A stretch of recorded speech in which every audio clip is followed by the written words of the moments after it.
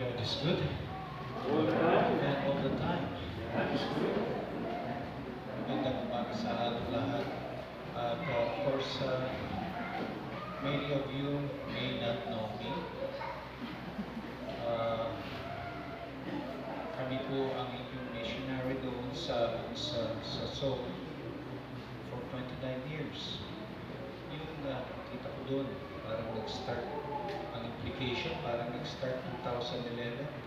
But I started 1996. Then sumunod sila, 97, ang family ko. And since then, ay andun pa rin kami. Umuwi kami for some reasons na kinakailangan. And thank you for inviting me, Pastor Beck. I know this is your pulpit, but thank you for allowing me to speak to your pulpit. God's pulpit through you and through me right now. I asked, what will I say? What should I prepare? So it must be, or it has something to do with breakthroughs.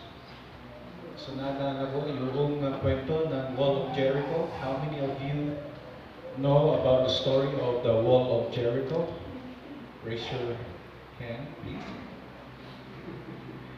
Okay, yung mga hindi pa, basahin natin yung Joshua, Book of Joshua, chapter 6. Nandito po natin makikita ang isang bagay na isa ring breakthrough na naging successful. Do you believe? Amen? Breakthrough. By the way, pag sinabing breakthrough, ito ay isang maintindihan natin ito kapag may bagong discovery, right? Bagong gamot na tuklasan. Breakthrough din po yan. Nasolve ninyo ang isang napakahirap na problema. Breakthrough din po yan. Tama? And literally, yung wall, pag binanggam mo yung wall, nabutasan yung wall, breakthrough din yan, ano? Tama? Correct? Yes. The word has many, has a lot of things na to depict yung situation, kung ano yun, depende sa buhay natin. I do not know yung klaseng breakthrough na gusto ninyo o meron kayo na gusto nyong ma-breakthrough.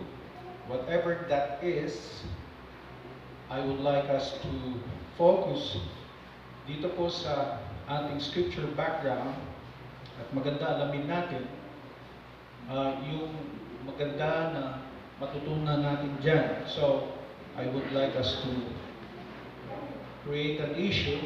If the Wall of Jericho is God's example of a breakthrough, what lessons can we learn from this story? Again, I ask you, do you believe that the Wall of Jericho is an example of God's breakthrough? Amen? Alright, so let us then be biblical at alamin natin kung ano ang lesson na mapupulot natin dyan. Are you ready? Let's start with the first one.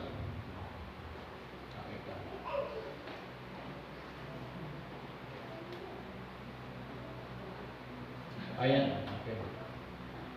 March around the city once, isang beses, with all the armed men, do this for 6 days. So for 6 days, ikot sila. But they will have to do yung sinabi dito to go around just once. And gawin nila ito for 6 days. have 7 priests carrying trumpets of ram's horns in front of the ark. And then on the 7th day, sa ikapitong araw, they will do the same, pero 7 times na. March around the city 7 times with the priests blowing the trumpets. I have a question. Kaya ba ni Lord na ma-break through yung wall na yan in just 6 days? Not 7 days, but 6 days? Yes? How about 5 days? Ano sinasabi ng inyong faith? How about 3 days? Huh? Yes. How about 2 days? How about 1 day? Talaga. How about 1 hour? In 1 hour? Really? O in 1 second? Hindi ng pananampalataya ninyo. Ang tanong, why is it took 7 days? Why? You believe God can do it in 1 second. Why 7 days? That's a question. Secret. What's the lesson? Sometimes, God wants us to wait in the process. Right? Sometimes, God wants us to wait in the process. Kasi ang breakthrough, may proseso yan. Dadaan ka sa proseso. And that is the reason why you have to wait.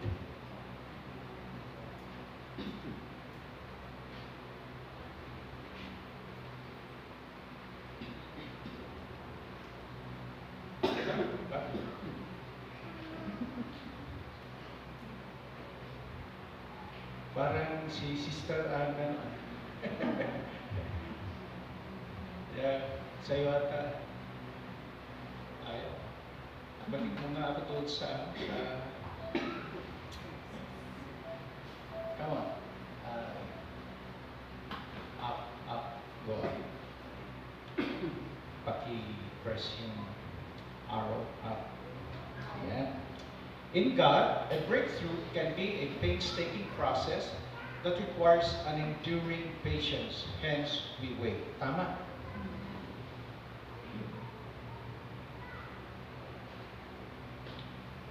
How many years? Okay, sabihin natin, yung promised land, breakthrough ba yan? Do you believe that yung promised land ay breakthrough? Okay, kung naniniwala tayo doon, ilang taon? 40 years, correct? Yes, 40 years. Was it a painstaking process? Yes. You see how God works sa buhay natin. Kaya tayo na minsan nagre-reklamo, Lord, bakit hanggang ngayon wala pang breakthrough? Ang tagal ko ng Kristiyano hanggang ngayon, wala pang breakthrough. Kailan, Lord? Ito yung plano ko. Bakit mas angat-angat yung kapitbahay ko kaysa sa akin? Wait. Just wait. Because sometimes, we have to wait in the process. Huwag tayong mainip. Nainip na ba kayo, mga kapatid? Huwag kayong mainip. Bakit, Lord, hanggang ngayon, estudyante pa rin ako. Hindi pa rin ako makapag-graduate. Wait. Diba? Hanggang ngayon, wala pa akong asawa. Wala pang breakthrough. Wait. Maghintay lang, darating din yan. Amen? Amen. Sino po mga, wag na lang, baka mag-aamin kayo sa akin. So, gets nyo na. Amen? So let's pray. Breakthrough is not easy. It's not really easy. Just imagine the people of Israel going through a lot of difficulties. They even went to the point of complaining, not only against Moses, but against God.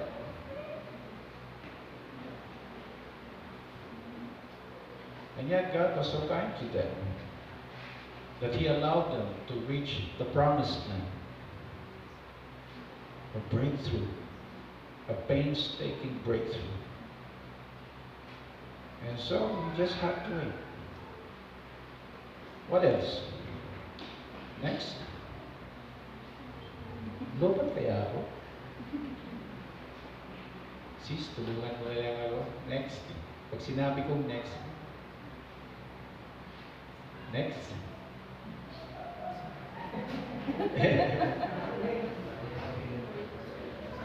Baka ano to? Touchscreen.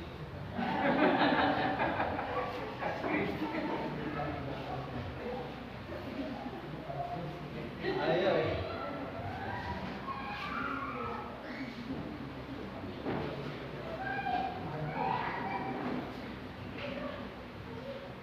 Oh, okay. Bigla na lang. Oh, it's a miracle. Is that okay? Verse 6. So Joshua son of Nun called the priests and said to them, take up the ark of the covenant of the Lord and have 7 priests carrying trumpets in front of them. Ark of the Covenant.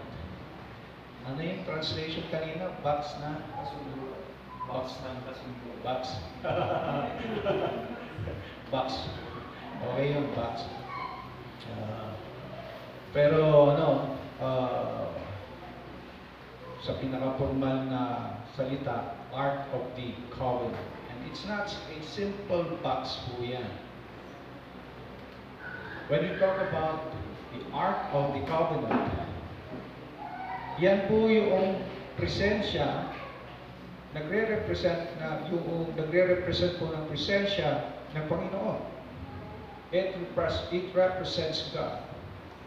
That is why they're so very careful even to touch the Ark of the Covenant. They're even afraid. And they need to follow instructions. Because that box, yan ang symbol ng presence ng Panginoon. Next. So anong lesson natin dyan? Always include God in the process. Always include God in the process. Okay, Jericho, wall of Jericho, breakthrough yan. Anong gusto ng Panginoon? Dapat kasama lagi ang Panginoon sa anumang breakthrough na pinapangarap natin. Kasi po, may nagpaplano dyan para magkaroon ng breakthrough, ayaw naman isamang Panginoon. Napansin ninyo sa Biblia, even that yung promised land na breakthrough na pinag-uusapan natin kanina, nung wala pa yung tabernacle, aalis pa lang sila nung umalis sila from Egypt. Alala niyo yung kwento. Ano yung naging presence ng Panginoon doon? A pillar of cloud by day and a pillar of fire by night. Gusto ng Panginoon na sa bawat breakthrough, kasama lagi ang Panginoon. Amen. Next.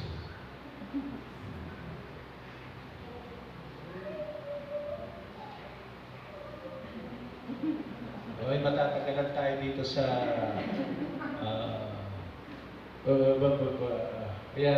without God, we fail. Tama? That's the basic idea. Without God, we fail. If you are a believer. If you are the children of God. Kasi nga po, ganyan talaga ang Panginoon pagdating sa ganito.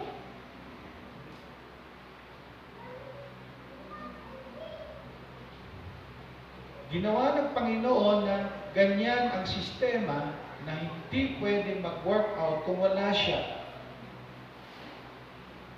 Kaya walang magagawa ang mga Israelites during that time kung walang Panginoon. The Lord led them to the what? To sea. And what did they say?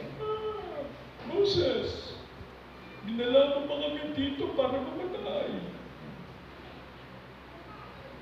Huwag kayong mag-alala. Ayun, nahati yung dagat. Truly, God is among you. Kaya takot na takot yung mga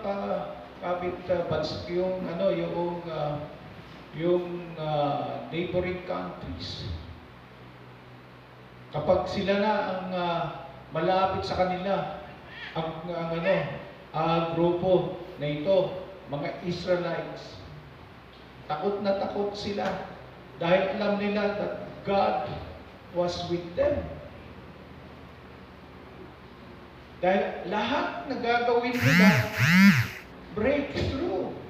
Pero pag gumawa sila ng kapalpakan, well, hindi alam ng Panginoon, in a sense na hindi alam ng Panginoon, because they did it in secret, palpak din. Napapahamak sila. But whenever they really let God, and they allow God sa buhay nila, ayun, nakaka-breakthrough. Now, you know, this message is for us believers. I do not know how the unbelievers will take this. But I'm pretty sure that what I'm saying here is really something na bagay sa ating mga mananampalataya dahil ito'y totoo ayon sa nakikita natin sa Biblia. At gayon din sa buhay natin bilang mga mananampalataya. Napansin niyo?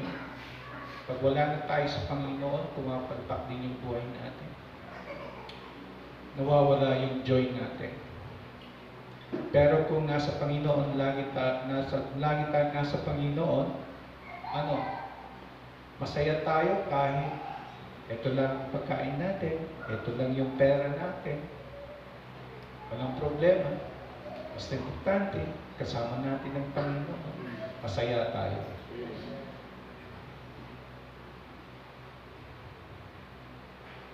At unti-unti nakikita natin yung ginagawa ng Panginoon na progress sa buhay natin. Dati, Samsung S1. Then, nag-upgrade, Samsung S2, S3, S4, S5, S7.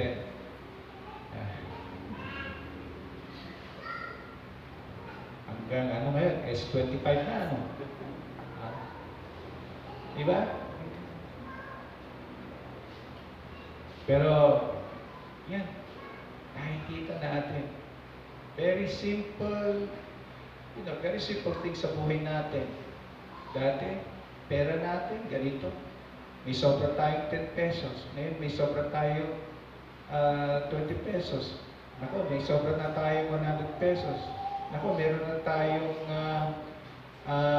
ng tawag dyan, pang good taste na. Na pa-upgrade na tayo ng pa-upgrade. Minsan nakikita na kayo sa Facebook kung saan-saan na kayo nagpupunta.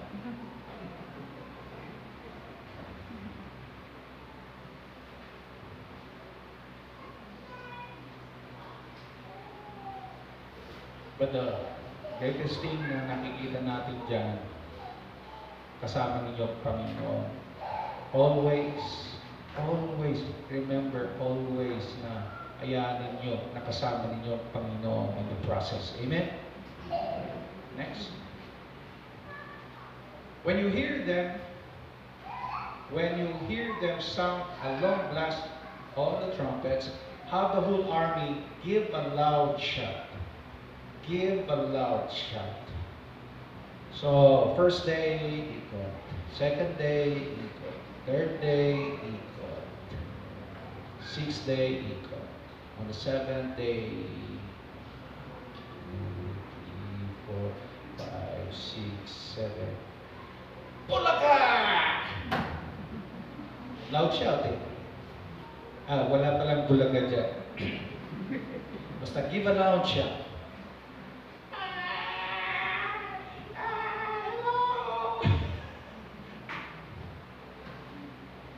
It must be a battle cry. I don't know how you picture a battle cry. Have you been in battle? You have no idea, right? Because you never went to a single battle. So when you say, you cry, you shout. Me? Maingay ako, baka mamaya, ako ba ang tamaan dyan, di ba? Everybody wants to be quiet. Pero ng panahon na yun,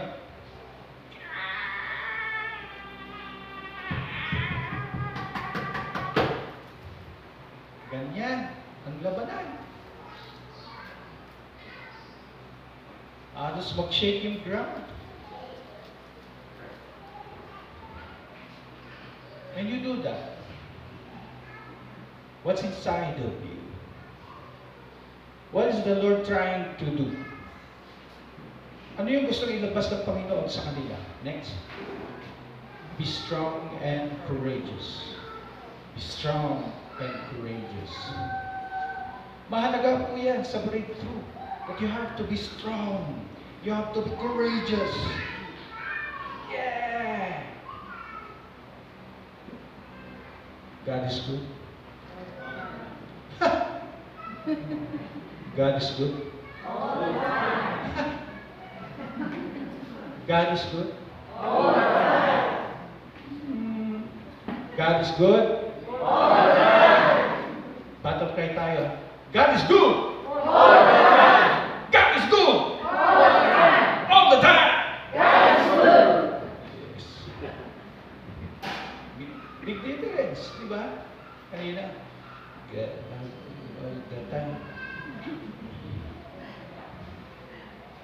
Ikaw, ganyan, sundalo, papadala ko ikaw, ganyan ang spirit mo, wala, mamamatay ka doon. Pero ang ipapadala ko yung, yan, suicidal ano.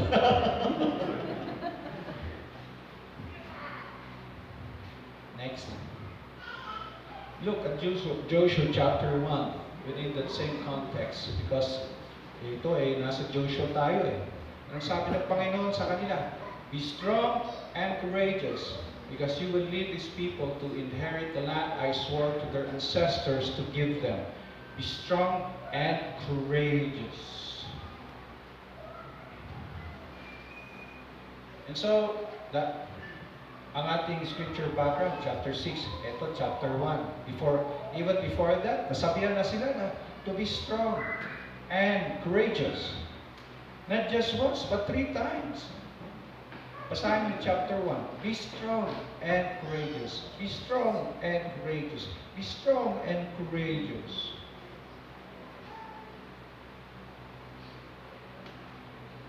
Kasi, next, fear and doubt prevent us from achieving breakthroughs. Pag tayo ay takot, wala tayong yung bang confidence, tapos medyo nag-aalinlangan tayo na gawin ang bagay na ito, may doubt. Alanganin tayo na gawin ang bagay na ito, talagang hindi ko alam kung I'm in doubt kung ito ay talagang ano. Wala nangyayari. We often notice in this life that those who are more courageous and more confident make it through than those who are afraid and those who doubt. Alam natin yan. Nakikita din natin yan. Ang salitang retreat, nakikita yan. Pag may nararamdaman na tayo na takot. Kasi gusto ni Lord, pagdating sa breakthrough, kailangan forward. Lagi yan. Moving forward yan. Hindi moving backward eh. Kaya pag natakot ka na, babalik ka na. Which in fact, nangyari din yan sa kanila. To the point na sinisi si Moses. Bakit wala bang na namang ano? Dahil walang grade doon, kaya dinalaan nyo kami sa wilderness. Kaya mabuti na lang, bumalik kami doon. Sa Egypt. Nagalit ang Panginoon. Ubusin ko kaya kayo. Sabi ni Moses, ay Lord, huwag naman nakakaya. Oo, yung mga bansa. Tignan nyo naman, mamaya sabihin nilo, di pa-exodus pa. Pa-exodus pa kayo, tapos yung pala, pababalikin lang ninyo, papatayin nyo lang para sila dito sa disyerto. Wala, huwag mo lang doon. O sige, pero kailangan tuloy-tuloy yan. And that is why second generation patuloy. The next generation. Mga first generation, talagang doon na lang sila. Sa galing ng Panginoon. Dahil breakthrough is about moving forward. If you are afraid, if you doubt, you will not succeed. You must raise the battle cry. You must not fear. You must not doubt. You must be confident. And if you are confident, breakthrough is just ahead of you. Amen? Amen. Yan laki yung problema ko eh. Mas malaki ang Panginoon sa problema ninyo. I'm sure that God is bigger than your problems combined. Amen? Amen. Next. Verse 3, march around the city once with all the armed men. Do this for 6 days. Out 7 priests carrying trumpets of ram's horns in front of the ark. On the 7th day, march around the city 7 times with the priests blowing the trumpets. When you hear them sound a long blast on the trumpets, have the whole army give a loud shout. Then the wall of the city will collapse, and the wall of the city will collapse, and the army will go up. Everyone, straight in. Pasukin ninyo. Because after that, makukulapse na yan.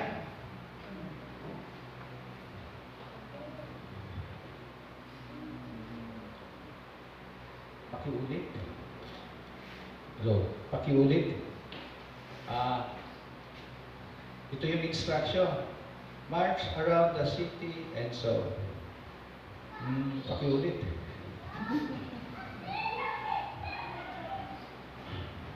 Alam niyo yung instruction? Sige nga. Anong sinabi dito? Ilang araw? 6 days. Ilang beses iikot? Once. And then, on the 7th day, ilang ikot? 7. Okay. E paano kung sumobra? Kasi meron yung not following instruction. Tama? Kaya may mga bumabagsak sa exam. Dahil puro correct yung sagot, one thing ang hindi niya nilagay doon. Ano yun? Pangalan niya. Kaya bagsak. Write your name, yeah, your address, write your name, and so on and so on. Write legibly, choose the correct answer, then pass your paper. Next. Follow God's word carefully. Amen. Follow God's word carefully. Pag sinabi niya, ikot kayo ng 6 instruction? In 6 days. Okay, once. And then on the 7th day, 7 times. Pag sinabing ganon, ganon talaga.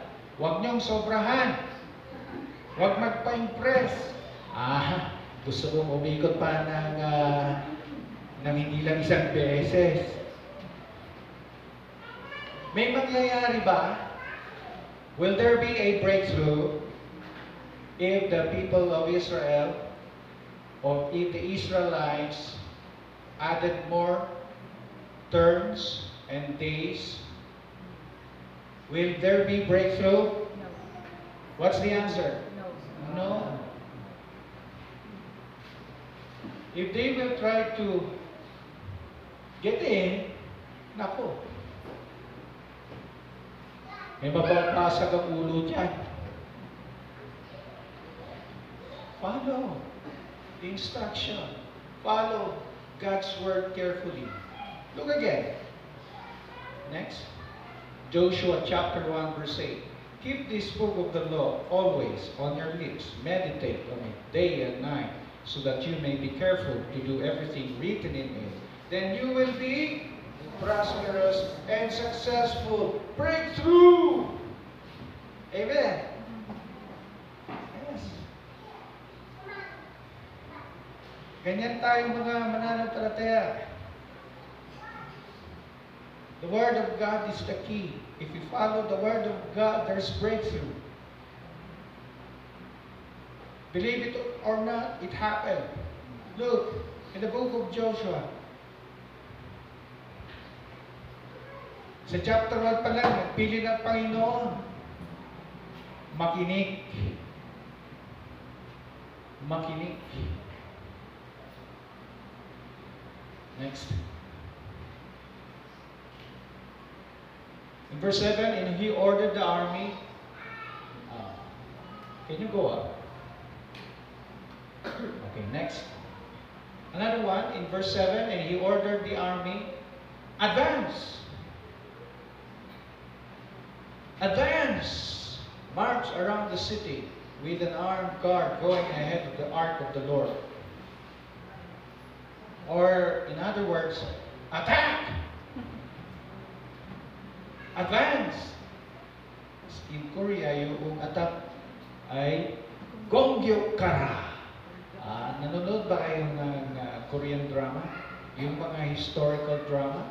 Tapos sasabihin ng general, Gonggyo-kara! Gonggyo-kara! Ota! Punta kami sa isang museum. Yung museum na ito, naglagay sila ng papalabas nila yung general na nag-order ng attack dahil marami silang kalaban. Sabi nung yung nasa speaker, Gonggyo-kara, Gonggyo-kara, attack, attack, attack. Hindi ganon, ha? Dapat. God is good? All the time? God is good. Okay, pwede na rin. Number 5, if possible, begin the process now.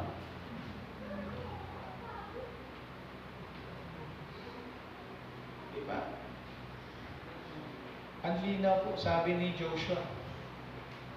Ano yung sabi niya? Balikan natin. Let me go back. Advance. And let's advance.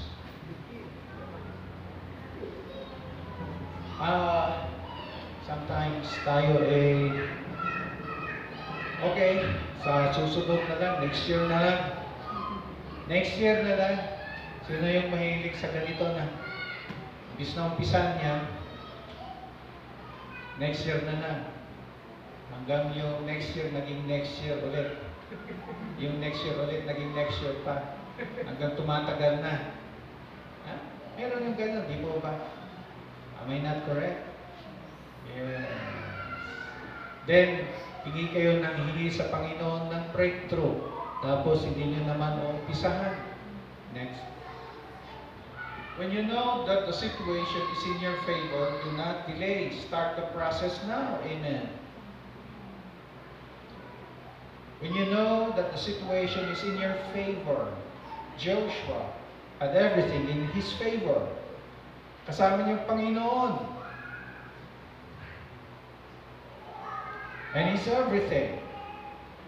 At sa buhay natin, kasama natin ang Panginoon. He's everything sa atin. Amen. So ano bang hinihintay mo? Pisahan mo na. If you believe in your heart that God is telling you to start now, then start it. Because you know what?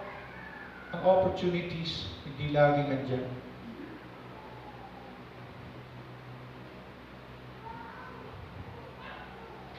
May laging window of opportunity. E paano kung nagsara niyo? Next. No matter how ridiculous to you the process may be, even to the point na para sa'yo parang ridiculous naman. Why do I say so? Do you find this strange and ridiculous? How do you bring down the wall? Huh? Walk around once in 6 days. Have you tried tearing down your wall by walking around once in 6 days, and then on the 7th day, you walk around 7 times?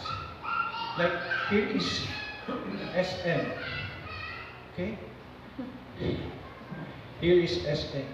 You want to break down the wall. Then you want to walk around. You went walking around once. Then, and then the first day. On the second day, you did it once. And on the 7th day, you did it again, but 7 times. Ano ang sasabihin sa inyo ng mga tao? Abay, sira ulo. Mga lulo, anong ginagawa niyo dyan? That's ridiculous. No, if you want to tear down a wall, use a hammer or anything like your wrecking ball.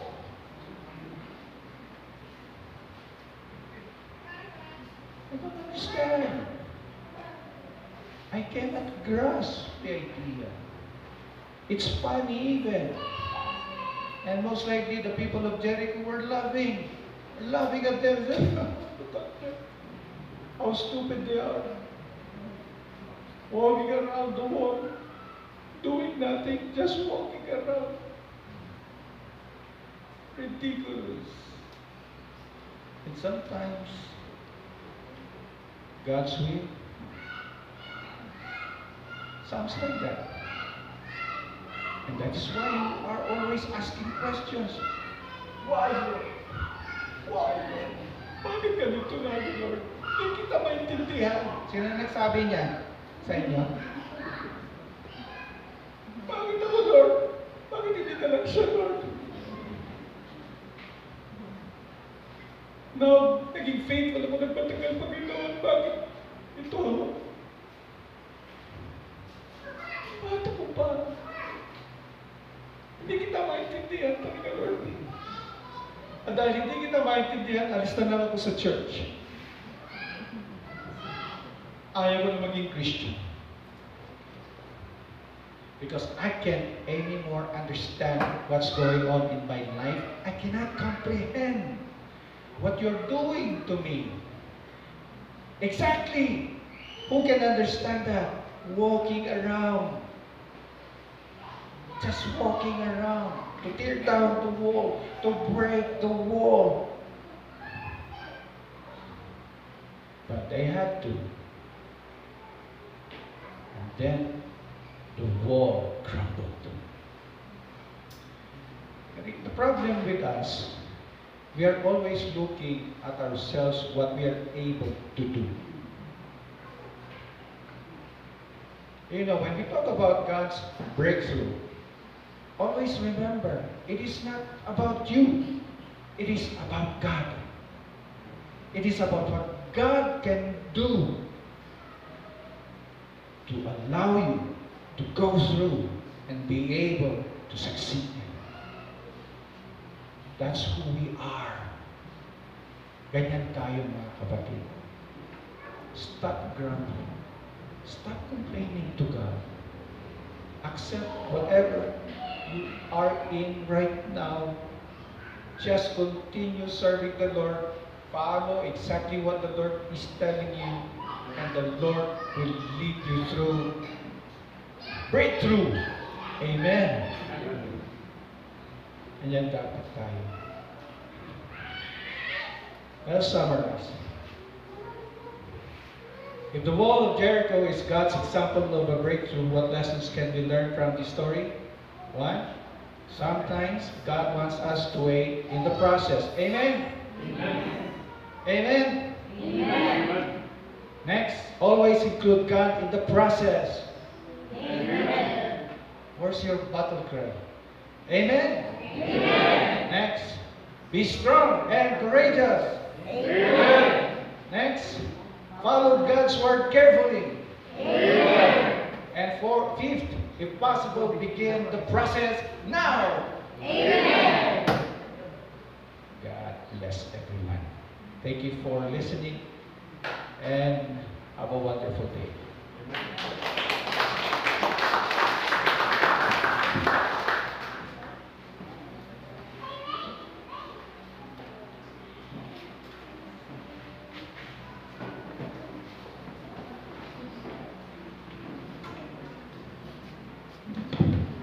Salamat po sa mensahe ng Panginoon through our pastor today. So, are you blessed? The message? Yeah. Let's all have our breakthroughs in our lives. So, dadako na po tayo sa ating pagbibigay ng ating mga ikapo at paghahandog. So, share ko lang, sa pagbibigay, kinorek ako ni Lord. Upon reading, nasa book kasi ako ng Malakay. And dun sa Malakay 3:10, if you are very familiar with that verse, ito yung parang ginagamit ng mga ibang simbahan na para tumaas ang kanilang mga pagbibigay dahil parang nagiging investment ito na kapag tayo daw ay nagbigay ng ating Panginoon, ito doble, ito triple, ito. Pero nung binabasa ko yung verse na to at may mga context din akong tinitignan, yung palang pagbibigay natin, ang context pala nun sa original text niya ay pagdadala. So malaki kasi yung pagkakaiba kapag iniisip natin na tayo ay nagbibigay sa Panginoon. Pag nagbibigay tayo, baka ang feeling natin sa atin yun. Tandaan po natin, wala po tayo dito na pagmamay-ari na hindi galing sa ating Panginoon. So tayo lang ay nagbibigay, tayo lang ay nagdadala ng ating mga paghahandog sa ating Panginoon. So, kung tayo din ay nagdadala, sana po ang mga puso at isipan po natin ay masaya kapag nagbibigay tayo sa Panginoon. So, habang tumutugtog po, ating kantahin ng magbigay tayo sa Panginoon, habang pinupunta niyo po dito sa harapan ang inyong mga ikapo at paghahandog. So, God bless po sa inyong magbigay.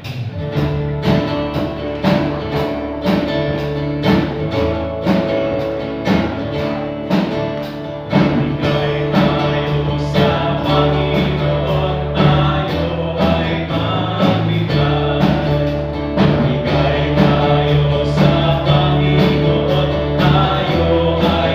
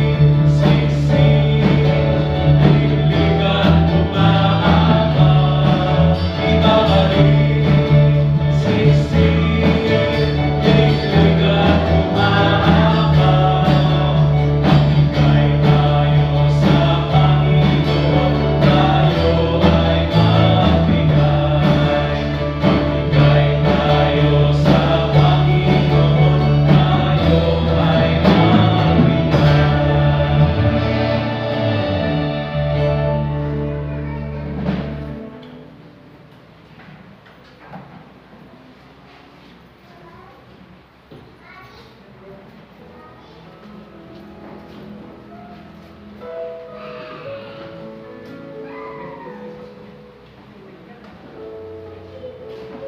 pong ating napakinggan na mensahe ngayon ay eksakto po rin na message para sa milestone na pastor ng Vision Point po dito sa Parasilis. Okay, at bago po natin siya tawagin, ay ating po munang ipakilala. Wala po rin sa PowerPoint, pero basahin ko na lang po yung kanyang ministerial profile na i-forward sa atin. Okay, siya po si Isbergel, M.E.Y. At taga-Paktan Tuba, Baby. At of course, married to Sister Julia, ang kanyang ex-girlfriend.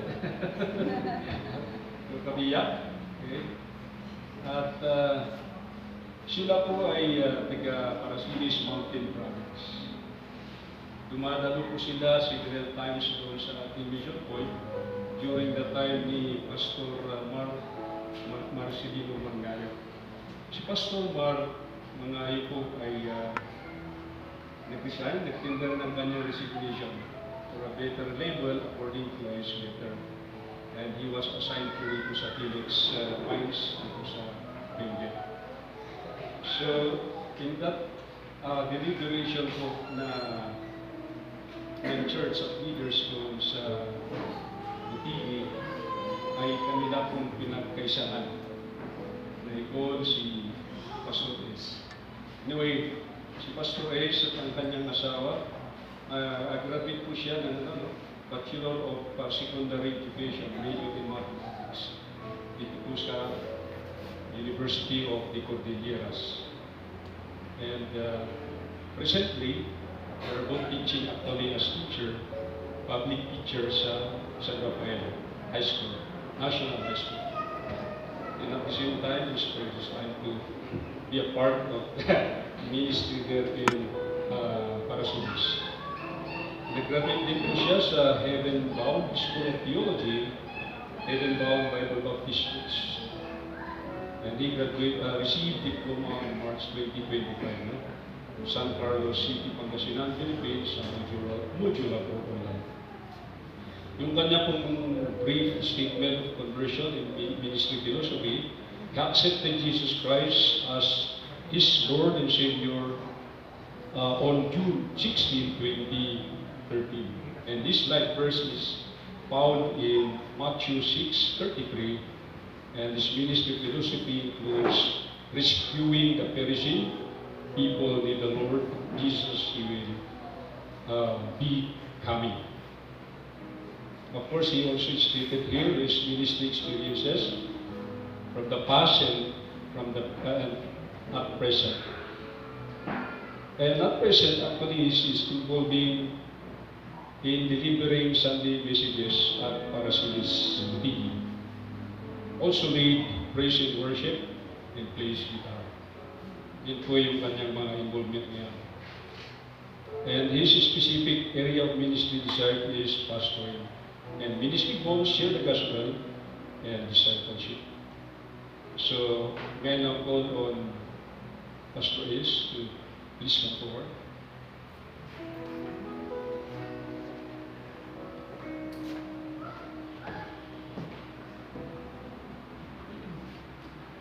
As lead pastor of this church, given authority by God in the church, I have the authority to do the installation. But before that, may I read to you the account found in 1 Timothy that says, set the believers an example in speech and conduct, in love and faith and purity.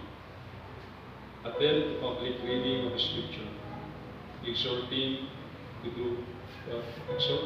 teaching. Says there, do not neglect the gift that is in you, which was given to you through prophecy, with the laying of hands by the counsel of others. But these things into practice, or put these things into practice, Devote yourself to them so that all may see your progress. Pay close attention to yourself and to your teaching. Continue in these things, for in doing this, you will save both yourself and your hearers. Verse 24, 12 to 16. Pastor Israel, in the presence of this assembly, will you commit yourself to trust and do the responsibility and confidence that it comes from God to the call of the church? If you agree, then you will say, I will, and ask God to help me. Are you willing to do the responsibility given you by the church, by God through this church in the TV? I will pastor and God will help. Thank you. When you preach and teach in accordance with the Holy Scripture and the confessions of the Church Christian Fellowship of the Southern Baptist Church, I will pastor and God will help. will you carry out this ministry in harmony with the Constitution of the Southern Baptist? I will pastor and God will help. Will you be diligent in your study of the Holy Scriptures and in your use of the means of grace? Will you love, serve, and pray for God's people? Nourish them with the Word and lead them by your own example in faithful service and holy living. I will pastor. God will help. Will you give faithful witness in the world that God's love may be known in all that we do? I will pastor. God will help. Okay. May I ask the congregation to say Amen? Anyone who wants to support and help Pastor S in this new assignment? Amen? Amen. Okay, so the rest of the session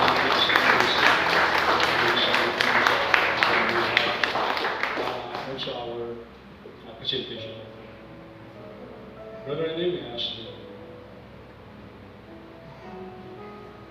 may I ask my fellow ministers to please come forward, and also some of the leaders of the church.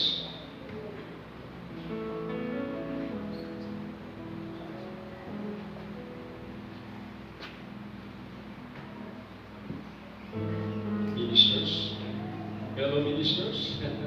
Okay, Elder.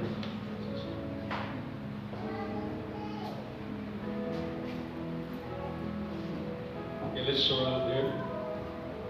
And then we ask the congregation to please stand up as well.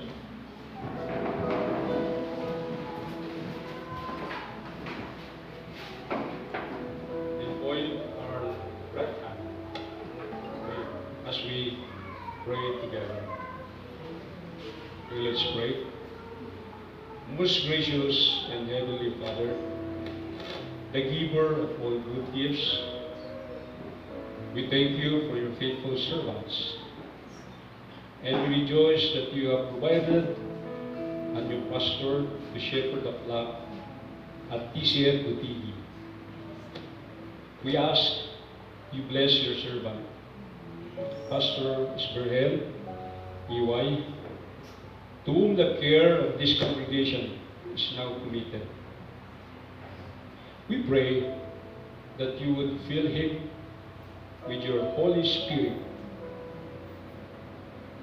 enduing him with wisdom, courage, discernment, and an abundance of love. Grant him a pure life, that he may be an example of the flock, and grant him strength to faithfully serve your word, building up your church in holiness and leading sinners to you. We also pray for his family who is here right now, to receive your sustaining grace, wisdom, and encouragement as they minister alongside him. Enlighten their hearts with your truth. Increase their faith and nourish them with all goodness. Help us, your people, O God, to receive support and respect, Pastor S, for your glory and the welfare of your church. We ask these blessings through your Son, Jesus Christ, O Lord, who reigns with you and the Holy Spirit, one God, forever and ever. Amen.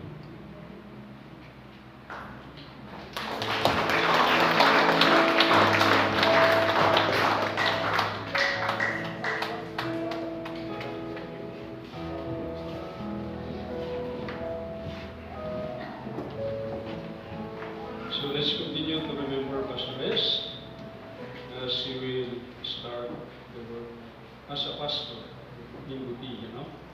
So let's uphold him continually in our prayer. Thank you, Pastor. And God bless you. May I ask Pastor S to speak up forward and also the wife? Yeah. And also Pastor Ron, please come forward. At my partner, will you get our token dito sa network? So, may I call my partner Shirley and Aguilar, please come forward.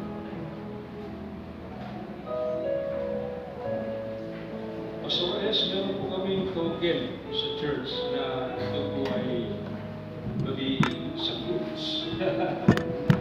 That symbolize yung bunga po na pag-minister mo doon sa Archbishop Fellowship Buti. And Pastor Ron, and of course, Sister Pride and Bryla, we really appreciate your commitment.